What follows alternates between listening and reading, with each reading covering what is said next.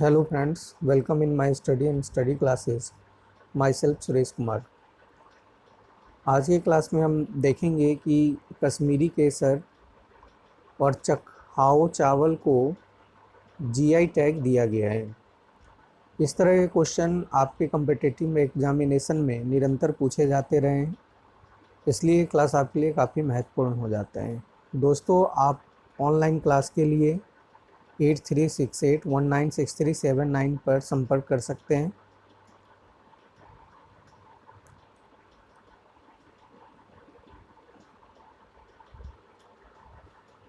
मणिपुर के काले चावल चकहाओ को जीआई टैग मिला है। तो ये आप ध्यान रखेंगे कि चकहाओ क्या है। अगर क्वेश्चन पूछता है तो ये एक तरह का काला चावल है।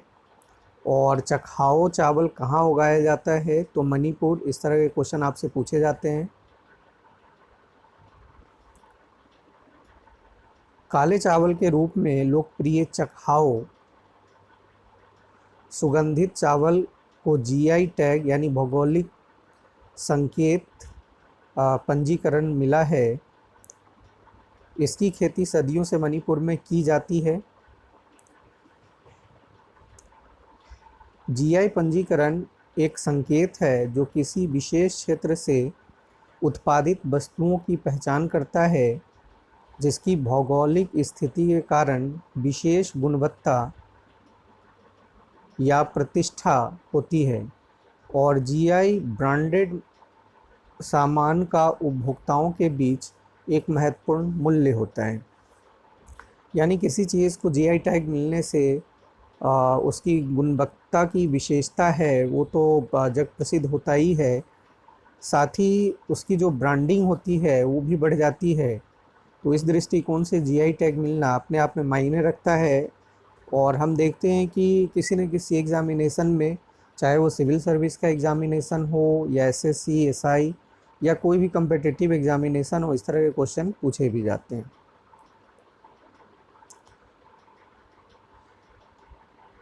नेक्स्ट है हमारा कि कश्मीर के केसर को मिली जीआई टैग की पहचान।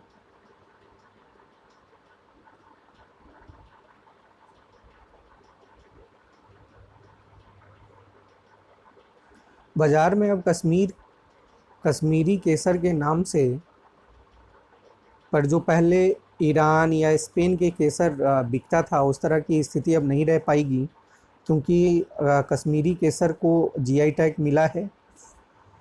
तो स्वाभाविक हो जाता है कि बाज़ार में अब कश्मीरी केसर के नाम पर ईरान और स्पेन का केसर नहीं बिकेगा। स्थानीय केसर उत्पादकों को अपने केसर की कीमत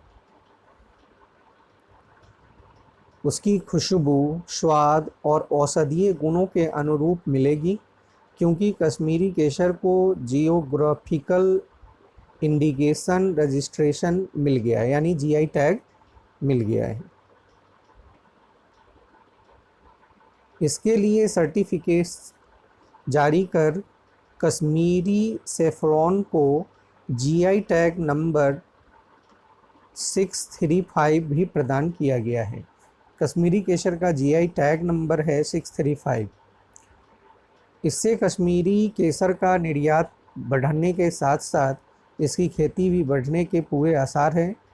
स्थानीय केसर उत्पादक इस उपलब्धि से खासे उत्साहित है और कह रहे हैं कि कोरोना के संकट के बीच यही एक खबर अच्छी है।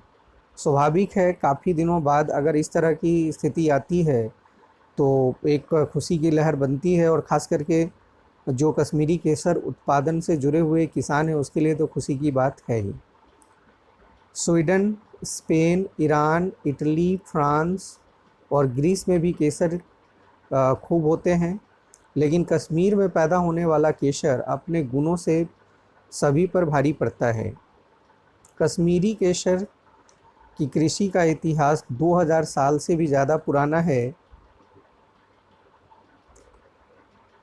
500 ईसा पूर्व चीन के महान चिकित्सक वॉन जेन ने कश्मीर को केसर का घर बताया था। दक्षिण कश्मीर के पुलवामा, पाम्पोर और सेंट्रल कश्मीर के बडगाम और श्रीनगर में भी केसर पैदावार होती है। ये आप भौगोलिक क्षेत्र याद रखेंगे, इस तरह के क्वेश्चन आपको बना दिए जाते हैं।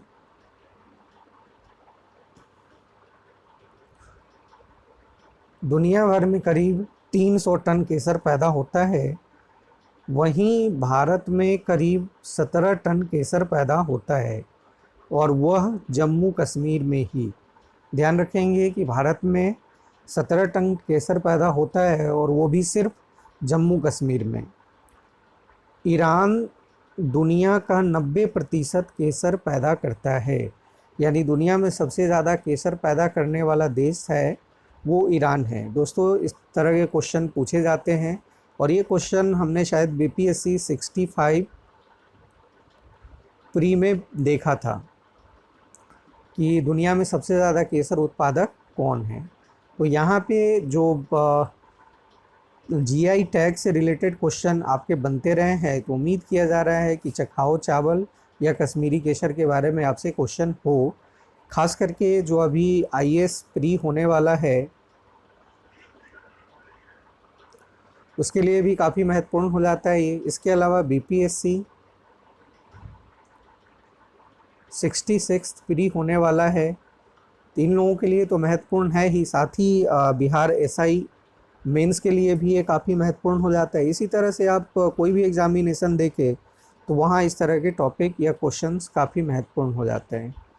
दोस्तों, आप वीडियो के बारे में ज़रूर मेंशन करें,